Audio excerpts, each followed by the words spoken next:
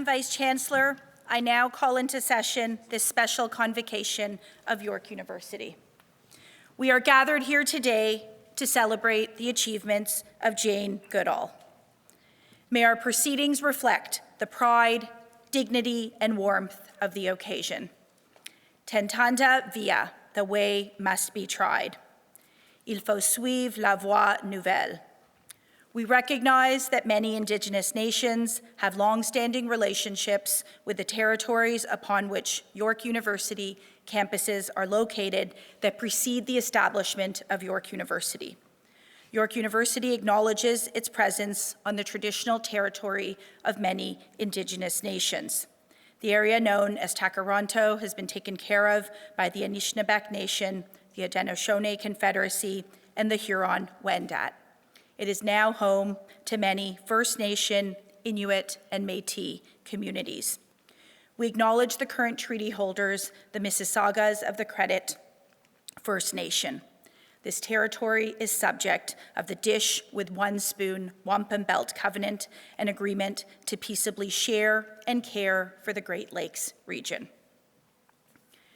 Please rise if you are able and join us in the singing of the national anthem.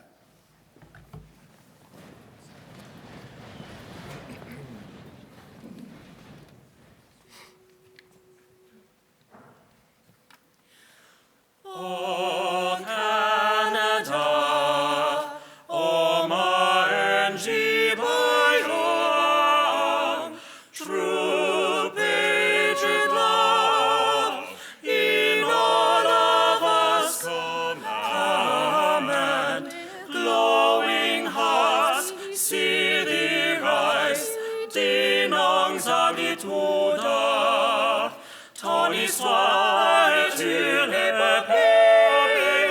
des plus brillants exploits, et ta valeur des fois trompée protégera nos foyers et nos doigts. Nani puita mi queci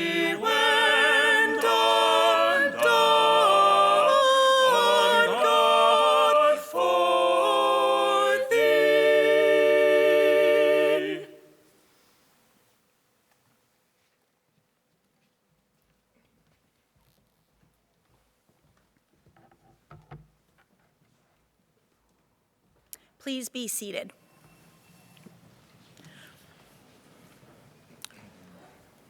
Rhonda Lenton, President and Vice Chancellor of York University, will now address convocation.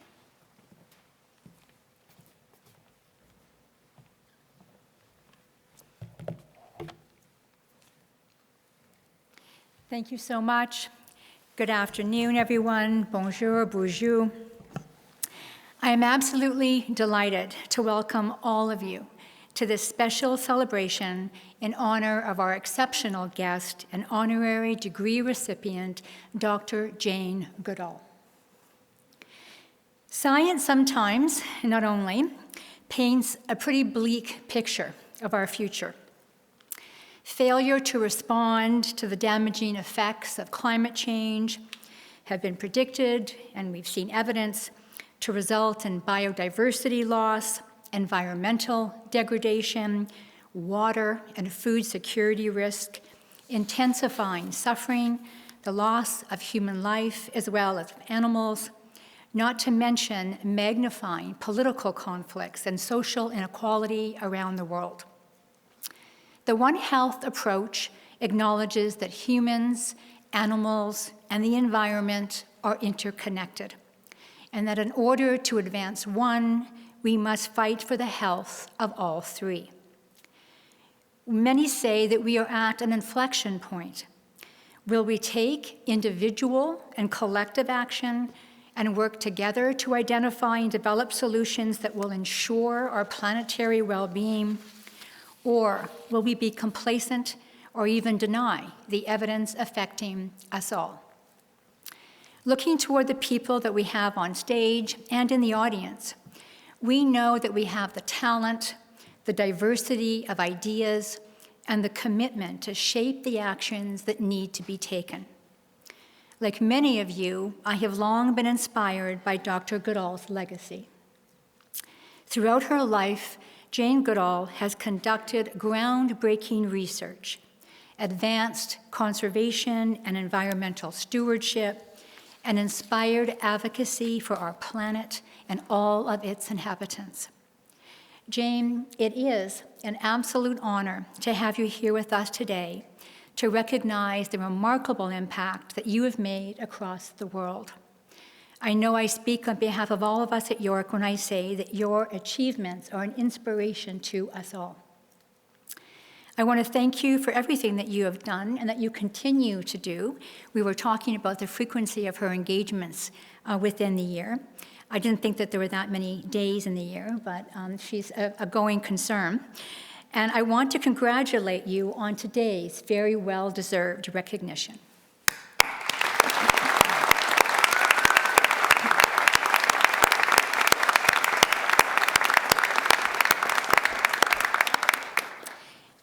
At York University, I'd like to say that we recognize the importance of convening people and ideas for meaningful action.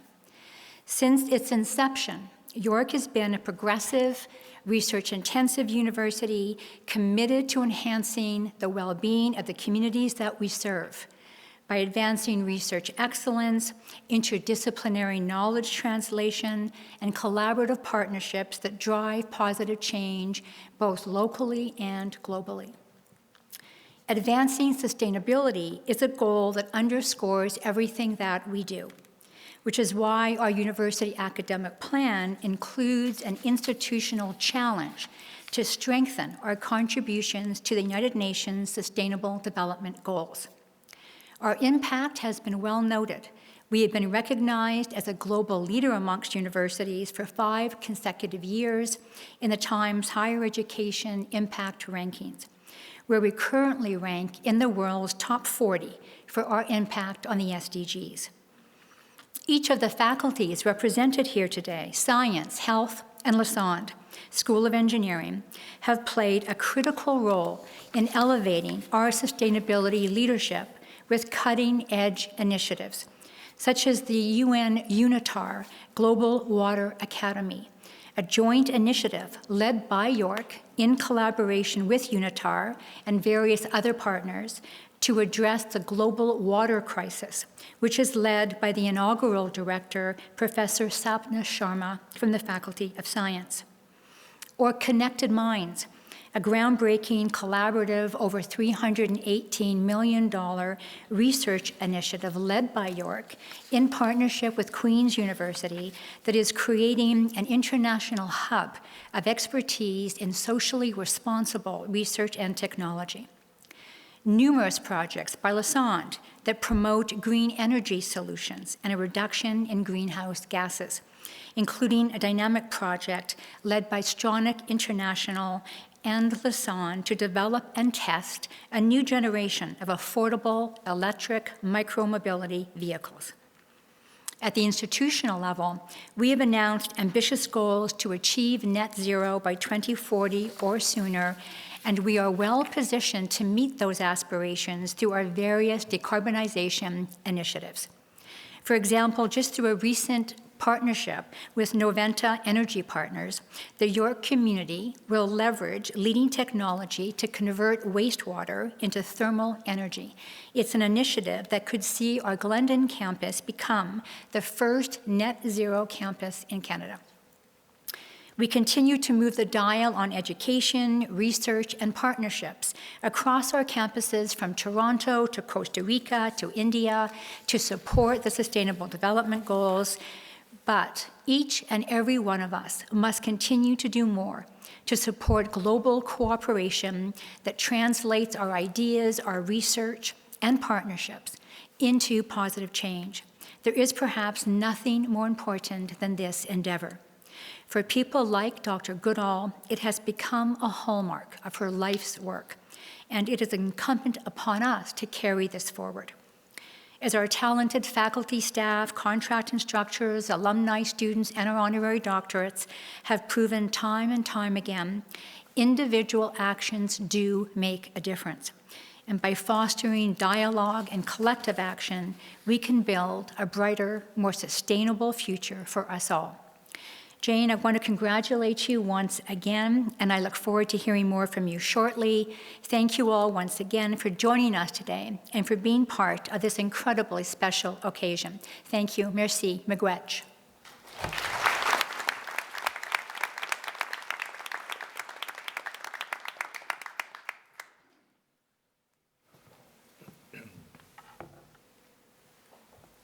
I now call on Maureen Armstrong, creator, The Animal Guide for Curious Humans podcast, and former university secretary and general counsel, to present to you the candidate for the doctorate honoris causa.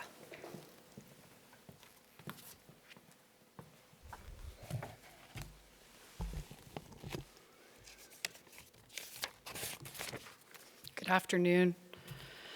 President Lenton, members of faculty, graduates, students, ladies and gentlemen, may I now present to this convocation the candidate for the doctorate honoris causa to be conferred by York University, Dr. Jane Goodall. As a renowned ethologist and conservationist, Dr. Goodall has braved the unknown to give the world a remarkable window into chimpanzees, humankind's closest living relatives.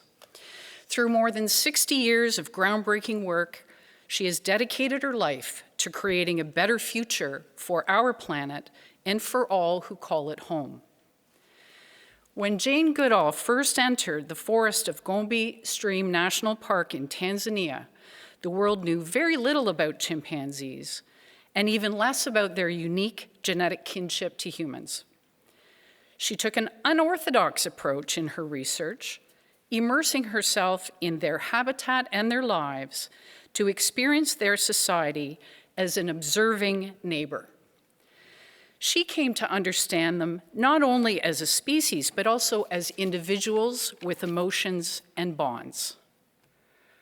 Her opportunity to study chimps at Gombe came from a combination of great passion for animals and the courage to reach out to the world-renowned paleoanthropologist, archaeologist, and University of Cambridge scholar, Dr. Louis Leakey. Dr. Goodall's discovery in 1960 that chimpanzees both make and use tools is considered to be one of the greatest achievements of 20th century scholarship. Her field research at Gombe transformed our understanding of chimpanzees and redefined the relationship between humans and animals in ways that continue to emanate around the world today. Alongside her incredible research, Dr. Goodall has been a vocal and compelling advocate for animal welfare and conservation. She founded the Jane Goodall Institute in 1977 to support her research in Gombe National Park and to scale up the protection of chimpanzees in their habitats. By the 1980s, it became clear that Gombe was only part of the solution to a much bigger, rapidly growing problem of deforestation and declining chimpanzee populations across Africa. Understanding the essential role that local communities play in protecting chimpanzees, she advocated for an approach to conservation that recognizes the central role people play in the well-being of animals and habitats. In 1991, when a group of young people confided in her about their own deep concerns, she invited them to co-found Roots and Shoots, a program that engages young people in more than 140 countries to foster the informed generation of conservation leaders that our world so urgently needs. Through several other projects, she has also focused on creating sustainable livelihoods, agriculture, microfinance initiatives, and education as a means to conserve local habitat and animal species. Dr. Goodall continues to encourage each and every one of us as citizens of the world to, quote, use the gift of our life to make the world a better place, end quote. She travels extensively each year to speak about the threats facing chimpanzees and other wildlife species, raising awareness of environmental crises, and sharing ways each of us can take action on behalf of all living things and the planet we share.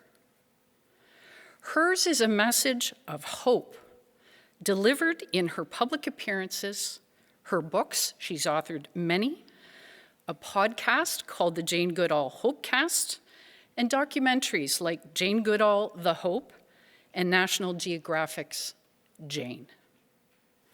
In recognition of her vast contributions, Dr. Goodall has been the recipient of many honors, including Dame of the British Empire, the French Legion of Honor, and numerous honorary degrees and prestigious professorships. Her research and advocacy have left an immeasurable mark on the Academy and the world we live in today and for the future to come. Dr. Goodall exemplifies York's motto, tentanda via, the way must be tried, as the unorthodox approach she took in her field research to immerse herself in the habitat and lives of chimpanzees has made massive, lasting change on the world. It was a great personal privilege to collaborate with two York colleagues, Professors Kristen Andrews and Anne Russin, to nominate Dr. Goodall for this honorary degree. Kristen and Anne, along with other exceptional faculty members like Professor Suzanne MacDonald, and numerous York students, many of whom are here today, are helping transform our relationship to non-human animals.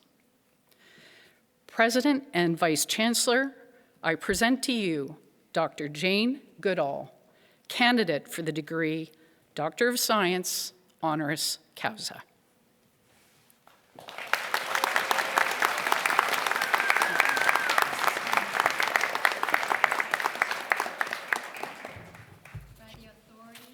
Vested in me by the Senate of York University, I hereby confer on you the degree Doctor of Science, honoris causa, admitto te ad grandum.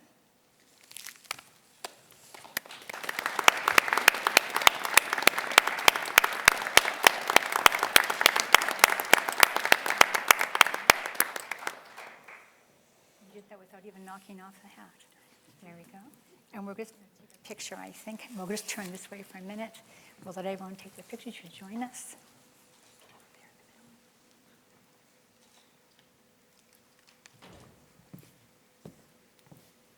Got it, Gary? Okay, sorry. Okay, she's going to introduce you to say your remarks. I'll now invite Dr. Goodall to make some remarks.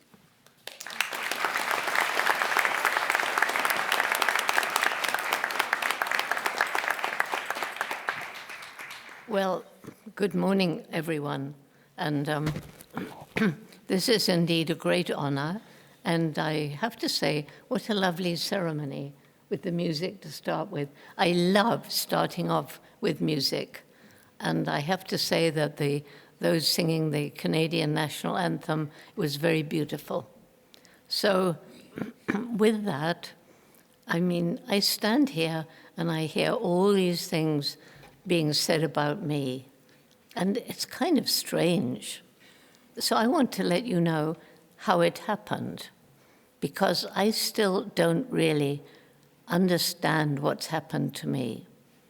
And I want to start off by saying there are two Janes.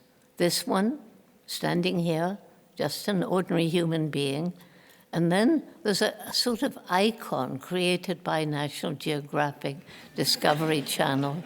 And that icon gets, you know, people come up to me in airports and wherever I go, oh, can I have a selfie? Or they burst into tears.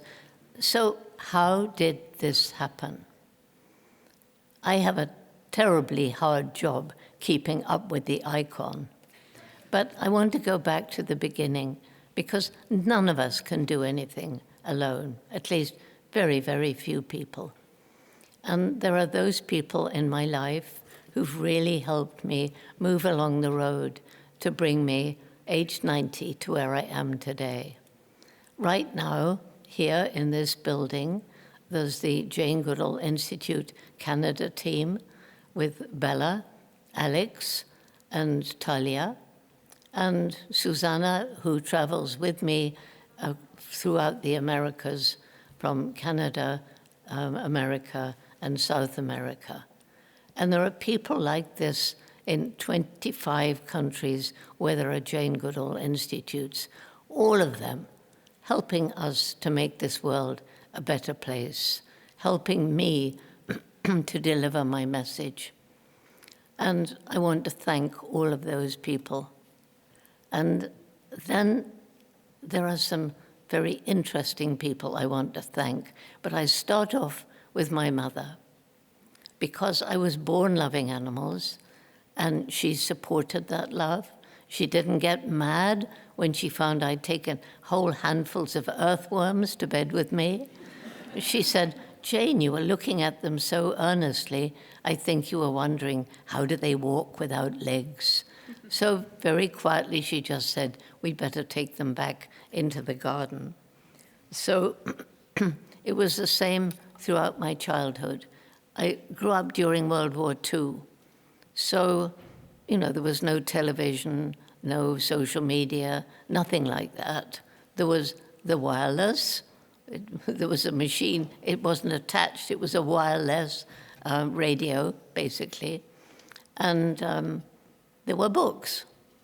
I spent hours and hours out in our garden, and I climbed my favorite tree, and I watched the birds and the squirrels and the little jumping spiders. If it was raining or cold, then I would curl up in front of the fire with a book. I love books. When I was 8 years old, I met Dr. Dolittle, the story of Dr. Dolittle. My first passion about Africa was when he took circus animals back home to Africa. And then when I was 10, I used to spend hours in a little second-hand bookshop. We couldn't afford new books. And on this occasion, I found a very small edition of a book called Tarzan of the Apes. Well, there were no television shows back then. Certainly we hadn't seen movies. So it was just the book. And in the bookshop, I read a couple of paragraphs, and I thought, I've got to have this. I had just enough saved up pocket money, just a few pennies. Took it home, read it up my favorite tree, fell passionately in love with this glorious Lord of the Jungle. And what did Tarzan do? He married the wrong Jane. Right? Anyway, that was when my dream began. I knew there wasn't a Tarzan. I will grow up, go to Africa, live with wild animals, and write books about them. Girls weren't given the opportunity of scientific careers in anything like that. I never thought about it. And everybody laughed at me. How will you get to Africa? You don't have money. And you're just a girl. But not my mother. She said, if you really want to do something like this, then you're going to have to work really hard, take advantage of every opportunity, and if you don't give up, hopefully you find a way. And that's the message I've taken around the world, particularly to young people, particularly to girls in disadvantaged communities.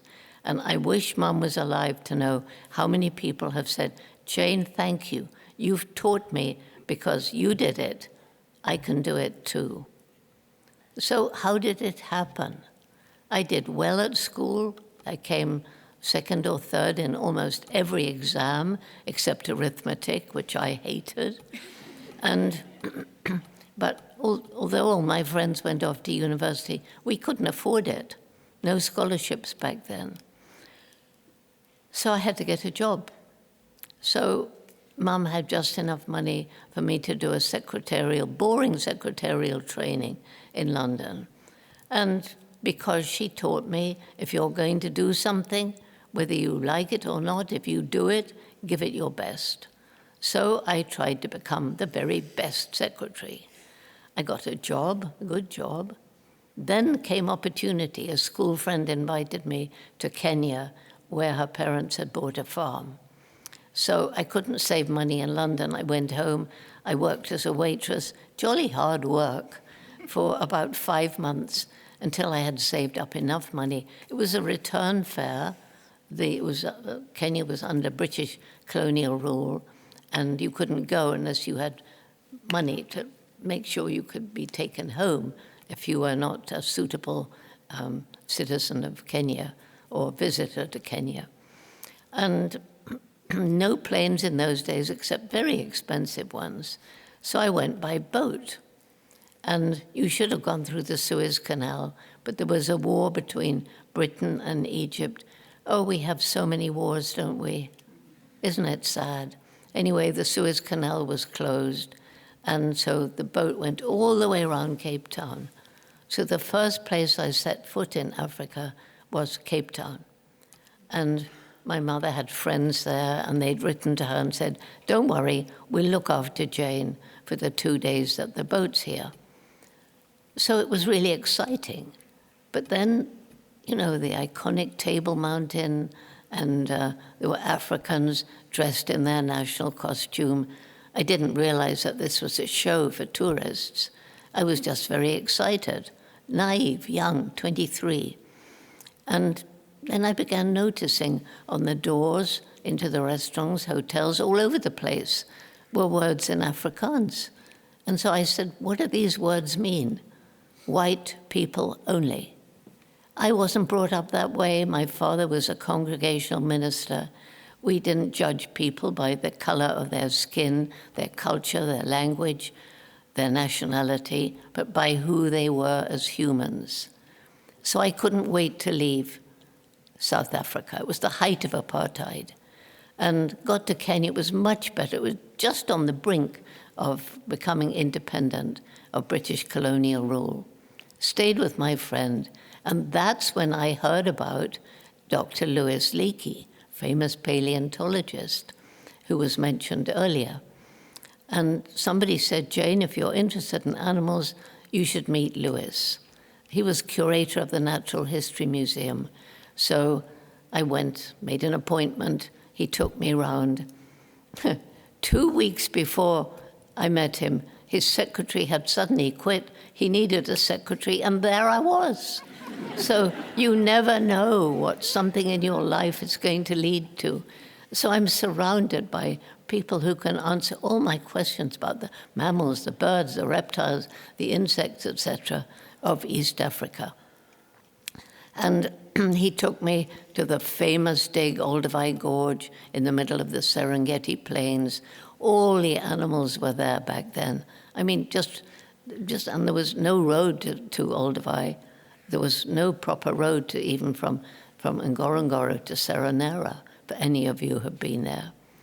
And so I had encounters with animals, and Louis Leakey apparently decided that I was the right person he'd been looking for, he said, for 10 years, to go and be the very first person to study chimpanzees in the wild. There was no protocol. Leakey never came to Gombe. And for a while, he couldn't even find money. I mean, I hadn't been to college.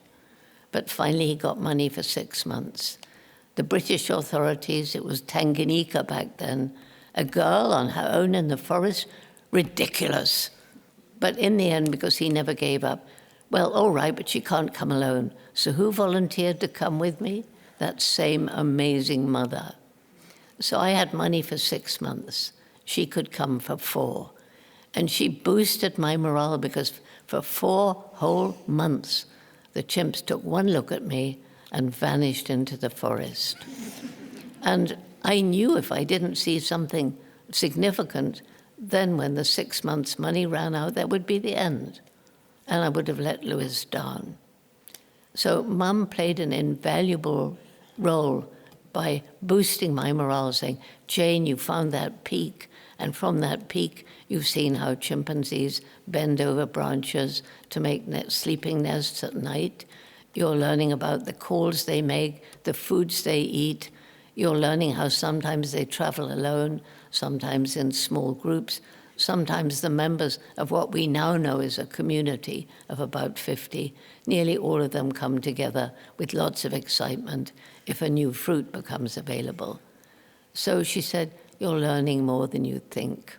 And it was so sad. She left just 2 weeks before that breakthrough observation that you just heard about, that chimpanzees can use and make tools.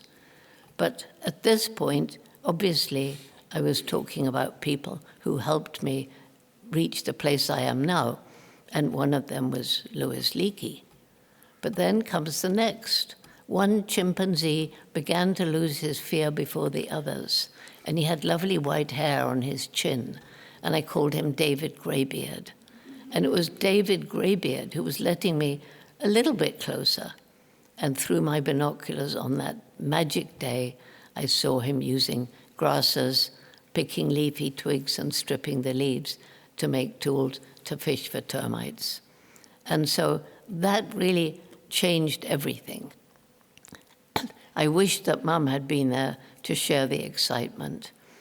And that's when the National Geographic Society came into the picture, and they said, okay, we'll fund Jane's research after the 6 months' money ran out. So I could relax. And what was I finding out? How like us chimpanzees are. We didn't know back then that we share 98.7% of the structure of our DNA. We didn't know that. But what I was observing was similarities in behavior, non-verbal communication, kissing, embracing, patting one another, males competing for dominance, standing upright, swaggering, hair bristling, lips bunched in a furious scowl, shaking their fist. Does that not remind you of some human male politicians? Well, yes, it does anyway. I loved watching mothers and the relationship between them and their growing offspring. Chimps can live about 60 years in the wild, although they seldom reach that age. But over that time, you see these strong bonds between mothers and offspring and between brothers and sisters. I was shocked to find that, like us, they have a dark and brutal side, and they're even capable of a kind of primitive warfare.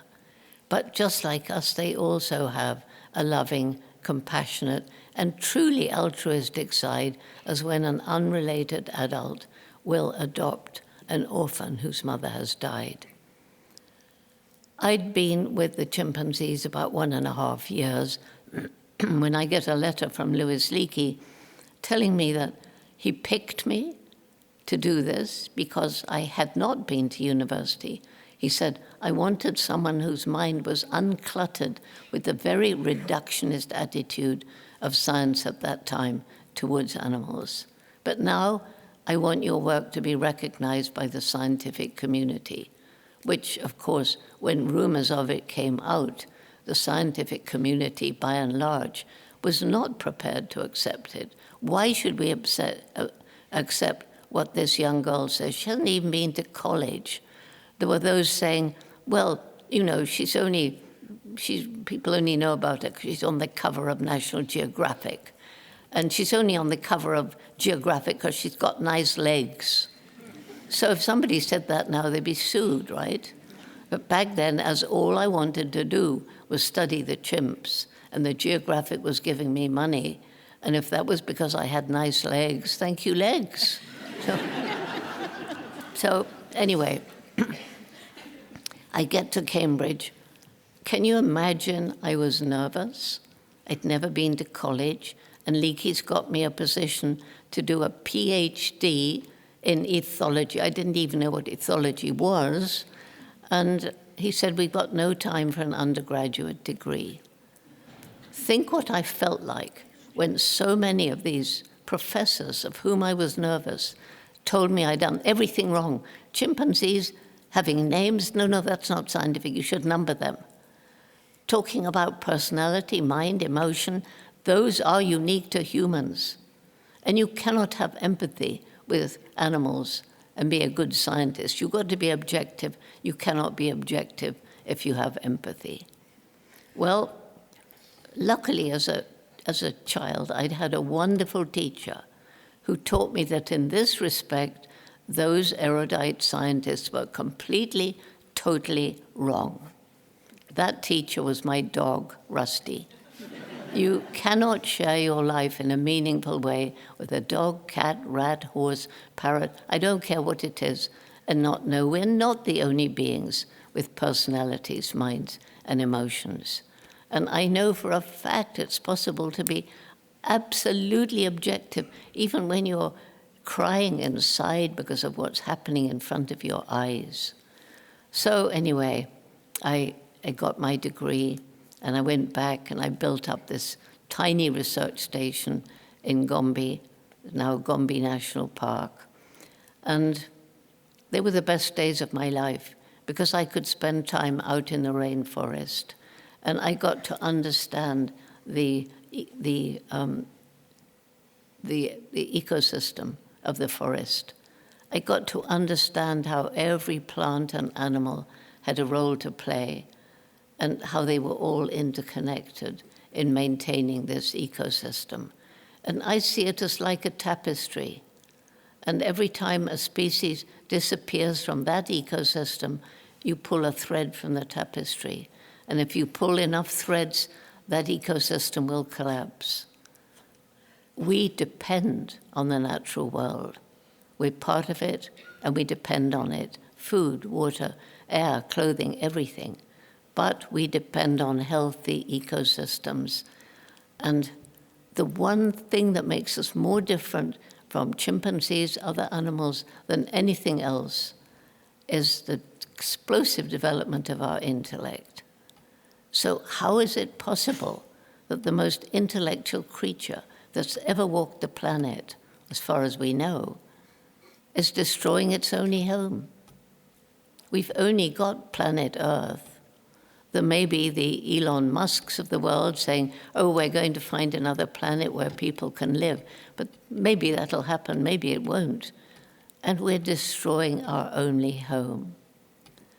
I remember looking at the first photograph of planet Earth that was taken from space, looking down at this beautiful green and blue marble in the dark, cold immensity of outer space. What's going to happen if climate change is allowed to run on unabated? What's going to happen if we don't do something to control the speed of the loss of biodiversity? What's going to happen if we don't alleviate poverty? Because when people are poor out in the rural areas, they're destroying the environment simply to survive. When I got to Gombe in 1960, it was part of the great forest equatorial belt stretching across to West Africa. When I flew over it in the mid-'80s, I was shocked to see a little island of trees surrounded by bare hills. More people living there than the land could support, too poor to buy food from elsewhere, cutting down the trees to make money from charcoal or timber or more land to grow more food for their growing families. In urban areas and in the middle of cities, poor people are buying the cheapest goods because they have to. Unlike others of us who can look at a product and say, well, when it was made, did it harm the environment? Was it cruel to animals like the intensive animal farming? Is it cheap because of unfair wages or even slave labor? If so, we don't need to buy it. And that is creating consumer pressure that's gradually forcing business to change the ways that it sources its products. And I've met many businesses that are really, really working to be much more ethical. It's a good sign of change. But going back to Gombe, that's when I realized if we don't help these people to find a way of living that is in harmony with nature, if we don't help them find a way of making a living that doesn't destroy their environment, we can't save chimps, forests, or anything else. And that's when we developed the program you heard about, Tokari, which is very holistic. But it started with the 12 villages around Gombe. It started with a local team, 7 Tanzanians from the area, going into the villages, sitting down with the villagers, asking, how can we help you? So from the very beginning, it was a community-led conservation program, and I think it was the first of its kind. That program now is in 104 villages throughout Chimp Range. It's in 6 other African countries where JGI studies chimpanzees and conserves their habitat. And the people now understand saving the environment isn't just for wildlife, it's for their own future. So they've become our partners in conservation. Well, starting up that program that began in 1994, trying to get money from 1990, but it was new, and we were trying to get money from the European Union. And they said, but we don't give small grants. And when I say we, it was a wonderful German, George Strunden, who was working with me to start Tokari. And we said, but we don't know if this is going to work. So in the end, they said, all right, we'll spread money over 3 years, so it's not such a tiny amount. And that, by the way, is the start of microfinance. It was Muhammad Yunus who talked to one of these women who was just making enough money every day to feed herself and her children. And he suddenly realized she can't get a loan from a bank because she only needs a tiny amount to start a tiny business. And so he started the Grameen Bank. And I don't know if you know, he's in danger of being jailed under very, very false charges because he dared to stand up to the president. And so we're fighting to make this, to prevent him. He's lifted millions of people out of poverty, not just in Bangladesh, but other places too. So microfinance as a way of alleviating poverty, because when you've taken out your tiny loan, started your tiny business, and you pay back, you're proud because it's yours. Well, as I'm traveling around the world, talking about the problems faced by chimpanzees and people in Africa, I'm meeting young people. This is mid-1980s. Already young people were losing hope. They were angry, some of them. They were depressed, sometimes deeply depressed, clinically depressed. Mostly they were just apathetic, not seeming to care. And when I asked them why they felt this way, in countries from America to Japan, from Africa to Europe, they all said more or less the same. We feel this way because you've compromised our future, and there's nothing we can do about it. Have we compromised the future of our young people, the students here today? Of course we've compromised your future. We've been stealing your future, probably since the Industrial Revolution. But is it true there's nothing that can be done? No. I am sure, and luckily I'm not the only person to be sure, we've got a window of time when, if we get together, we can start to slow down climate change and slow down the loss of biodiversity and change industrial farming and move into permaculture and try and save the soil from the destruction going on with chemical pesticides and herbicides, try and clean up the pollution of the land and the ocean, try and stop the illegal gold mining. So much to do. And I see humanity today as at the mouth of a very long, very dark tunnel. And right at the end of that tunnel, there's a little star shining. That's hope. But it's no good sitting at the mouth of the tunnel and expecting that star to suddenly miraculously arrive. No, we've got to roll up our sleeves. We've got to climb over, crawl under, work around all the problems lying between us and the star, all the ones I've mentioned, like climate change, changing weather patterns, and all the rest of it. Good news, there are people, groups of people, working to solve every single one of these projects, and I'm sure there are students here working to try and solve particular problems. Unfortunately, so often, and I was very glad to hear you talking about the need to collaborate in partnerships, but so often people trying to solve problems, you know, they're just working in a silo and they're not thinking of the big picture. So for a very simple example, we've shut down a coal mine. Yay, we've stopped all that CO2 going up into the greenhouse gases that circle the planet like a blanket and trap the heat of the sun. But they haven't thought holistically, they haven't thought about the people who will lose their jobs. There's groups, certainly in the US, probably here too, who specialize in training people whose industry is closed into other ways of making a living. So if those connections were made first, then there'd be win-win-win situation. And there's so many examples like that, like electric, solar panels, fantastic, gets you off the grid. But the batteries for electric cars, they take lithium. And mining for lithium is destroying huge areas of the environment. So now people are working on alternatives to lithium. We can do it. We have the tools. And so my reasons for hope, there's 4 main reasons. One of them is young people. And when I talked to these young people back in '91, and they told me that they were depressed, the Jane Goodall Institute, we started a program, Roots and Shoots, began with 12 high school students.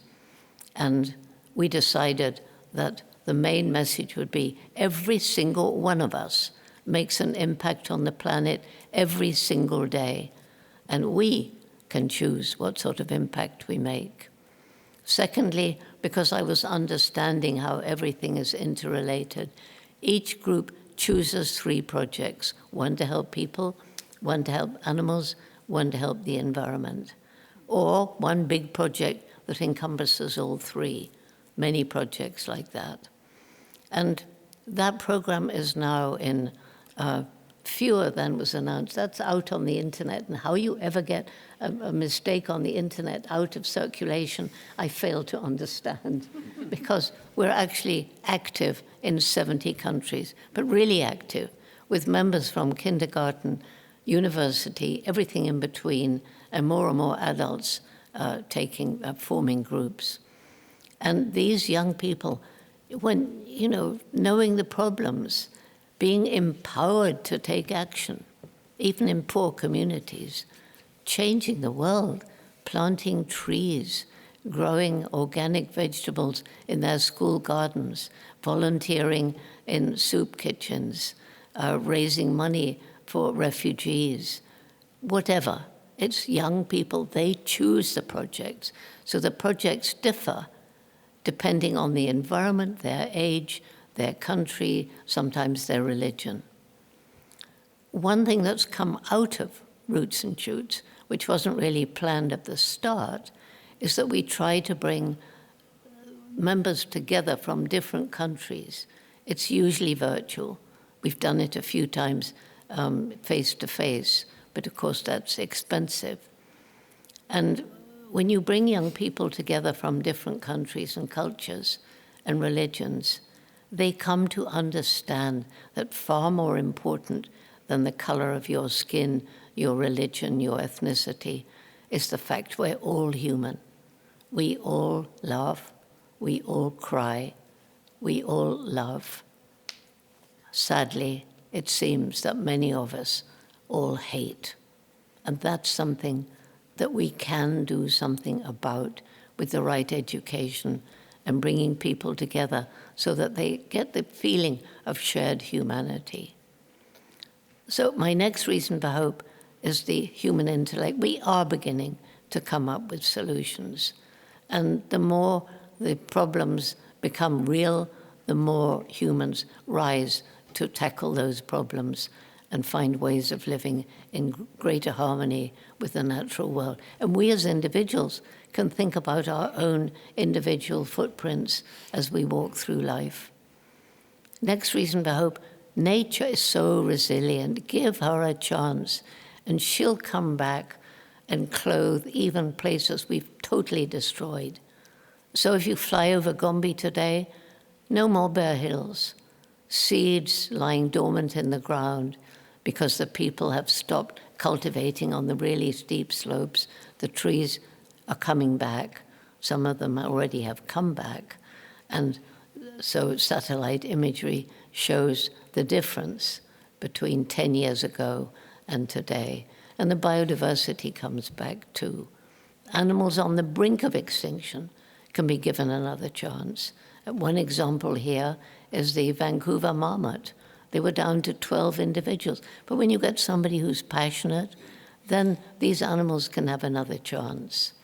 And the black-footed ferret, again, that was totally extinct in the wild, but came back through captive breeding from the last few that were left in the wild. In New Zealand, there's a black robin, and by the time the biologist who wanted to save them got permission to move them from the mainland, where introduced cats and rats were killing off these ground nesting birds.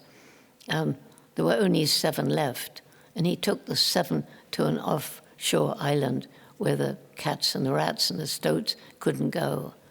And to cut the long story short, it ended up with 2 fertile individuals, 1 male and 1 female. And now there's 500, and they're spread over 4 islands to get some, hopefully, genetic diversity. So there is that hope. And then finally, there's the indomitable human spirit. And you see my little guy here. His name, can you hand him to me?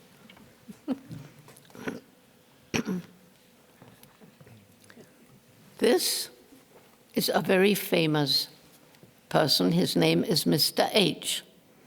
I had my 90th birthday last week. He had his 33rd birthday last week because he was given to me on my birthday 33 years ago by a man called Gary Horn.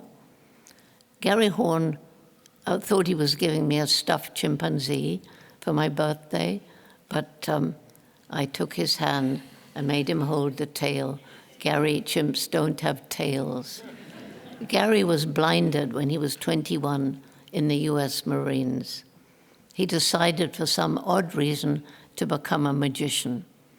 And people said, "But Gary, you can't be a magician if you're blind."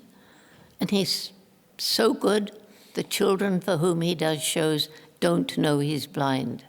And at the end, he'll say to them, "Something might happen in your life, because we never know. But if it does, don't give up. There's always a way forward." And he does skydiving and scuba diving, but he taught himself to paint. And in a little book called Blind Artist, there's a portrait of Mr. H, whom he's never seen, only felt. And then the final person that I want to mention for my inspiration is a Canadian. And he's called Chris Koch. Some of you may have seen him. He's done a lot of TED Talks. And he was born with no arms, just little tiny stumps as thick as my wrist, and no legs, just one, maybe remnant foot sticking out of his thigh. Chris Koch shows more love of life in his eyes, more humor, more zest for life than anybody I've ever met. And when I first met him, I was going to sit on the floor with him. He goes about on a skateboard, but he hopped up onto the sofa beside me. he is absolutely amazing. And he drives a very expensive tractor. The farmer said, I was a bit nervous to let him do this with no arms, but he travels alone around the world. And when you think of people like that, when you think of refugees coming with nothing and making a life for themselves and smiling at you, and then you just think about what we have. When you think about what's going on in Gaza, when you think about all the people in Ukraine who've lost their homes, then just think how lucky we are. I think about it every day. So those are my reasons for hope. Those are my reasons why I believe we'll somehow come out of these dark times. Because England was without hope during World War II, the only country in Europe that hadn't been defeated or capitulated to Nazi Germany, we had Churchill. And he roused the spirit of the British people like Zelensky is doing in Ukraine. So there always is hope. We must never give up. And we must share this story of hope, because without hope, we're doomed. So thank you for conferring this honor upon me. And thank you all for being here and listening. And I hope that you get a really strong Roots and Shoots group going in this university. Thank you.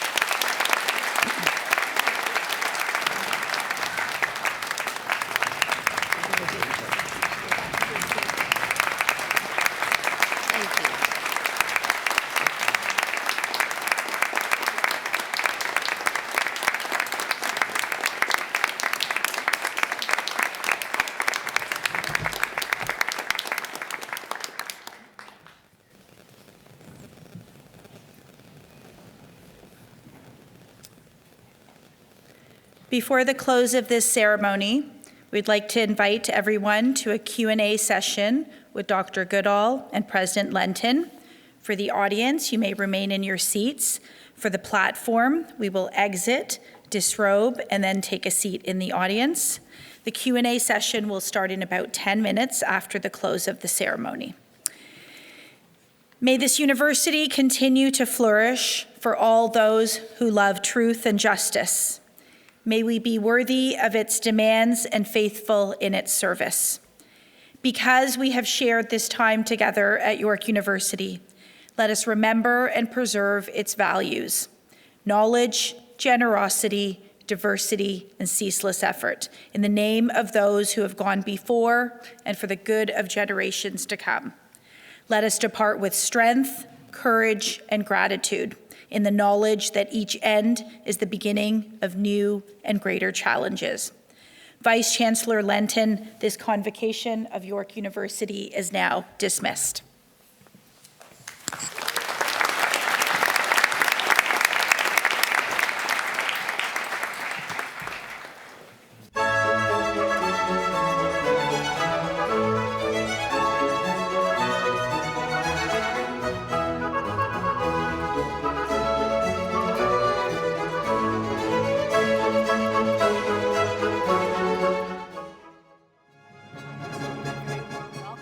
York University's newest honorary doctorate, Dr. Jane Goodall.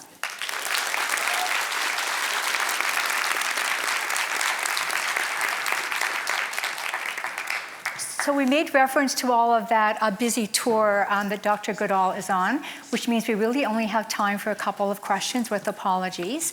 But we do want to do that. We also just want to thank all of you. It was very important for Jane that we have a good representation of students here. So I really want to thank all of the students who are here very much.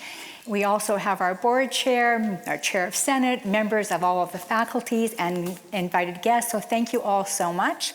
So with that, let me actually put the first question to you. These were questions and in some conversations with students that they were really quite interested in hearing from you, Dr. Goodall. And one of the big questions is, and you sort of touched touched a little bit on your speech, but it's about the fact that we're here trying to nurture the future leaders of society. I'm hoping to foster a real commitment and that sense of hope that you talked about. I guess I'd like to ask you if you could elaborate a little bit on what advice you might give to young people, especially in thinking about the individual impact that they can make, and what advice would you give to them? Well, I think the most important advice that I can give you, first of all, is the advice that my mother gave me, that if you decide on what you want to do, then work really hard, take advantage of opportunity, and never give up. But the second piece of advice, if you've got your life ahead of you, and you may have made a decision thinking, this is what I want to do. But then after 1 term, 3 terms, you suddenly realize, actually, I made a mistake. I'd really, really, really rather be doing that. Don't be ashamed to change course, because what you decide now will affect the rest of your life. Dr. Goodall, I have to tell you, I have a middle daughter who spent a whole lot of years getting a business degree at Ivy and went and got a great job in New York and lasted a year and phoned us up and said, I really hate this and I'm not doing it. I'm going to come back and go to medical school. Another 4 years or whatever it was, I lost track. And she's so happy now. So I'm so lovely to hear you say that advice, because I think students especially can get locked into thinking their parents want them to do something or whatever and thinking I can't start all over, but you actually can. I'm so tempted to go off script and to ask you, was there ever a time in all of these years that you were really close to thinking, this is just too much? And if there was, how did you get past that time? I was put on this planet with a mission. And some people may think that's poppycock. But for me, it seems that the stages in my life were sort of like I could have made different decisions, but I think I made the right ones that have brought me to where I am now. And so when I feel I've done so many lectures, so many days running, I can't do another one, then I think, well, I was put on this planet with a mission. I'm not sure what the spiritual force is, but I sort of look up and say, you gave me this mission. You better help me now because I'm too tired to do it by myself. Let me switch a little bit to thinking about the future. We've got students who, even while they're doing their degree programs, they're thinking about new ideas, they're having startups, entering competitions, hackathons. I wonder if you've got a perspective on what you might think is the single most important environmental issue that we're currently facing. It's really hard because I've always known how everything's interconnected. And some people would say climate change. Some people would say loss of biodiversity. Those two are intimately linked. You can't really separate them. But then, there's all the other things that impinge on those two things. They're equally important, like intensive industrial farming. It's ruining the land. It's causing incredible suffering to animals, and it's also devastating to human health. So it's very hard to say which is the most important. And I think there are different issues that are more important in different parts of the world. I was just in Brazil and seeing the result of the illegal gold mining, where huge miles and miles of rivers are this ghastly, sickly yellow from mercury poisoning, which is used to kind of, I don't know how it does it, but anyway, it melts the gold down. And it's not only killing all the aquatic life in the rivers, but it's harming the indigenous people. Some of them depend on fish. They're starving because there aren't any fish. The fish are dying. They're losing their hair and their teeth from mercury poisoning. So, all of these things, it depends where you are, what's the most important. How do you think we're doing right now when it comes to the safeguarding of chimpanzees? Well, if you'd asked me about 4 years ago, I would have said we're doing pretty well. I will say, for sure, there are more chimpanzees alive now than there would have been, and there are more protected areas, and we're looking after them in sanctuaries where they're safe. But there's now a proliferation of the illegal wildlife trafficking, and we keep hearing horror stories of mothers shot and babies stolen. They're going off to the Middle East, to China, to other parts of Asia. So there are more chimps than there would have been if there weren't groups protecting them. But we've got a lot of work to do.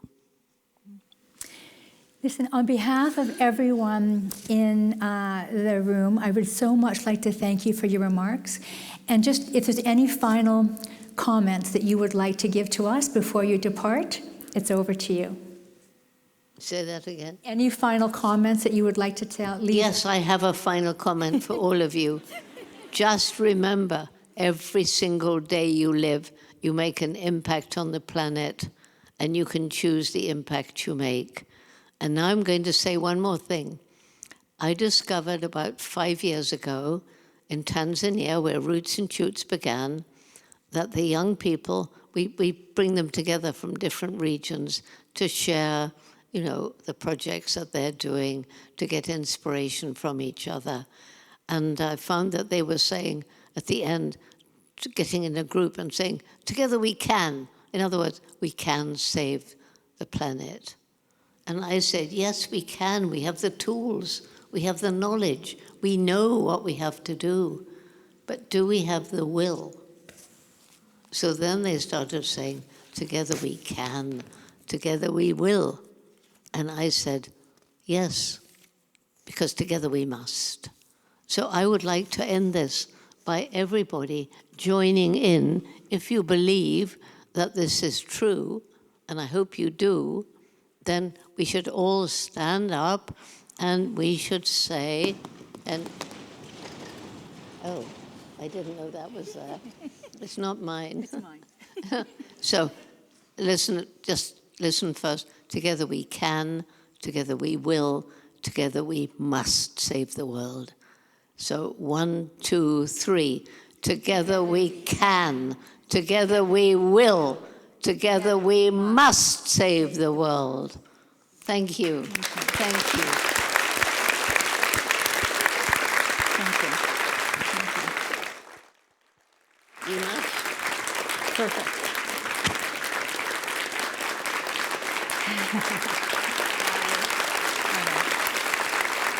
Thank you, everyone. Thank you.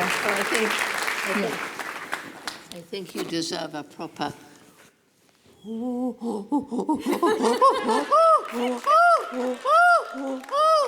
Bye. Wow.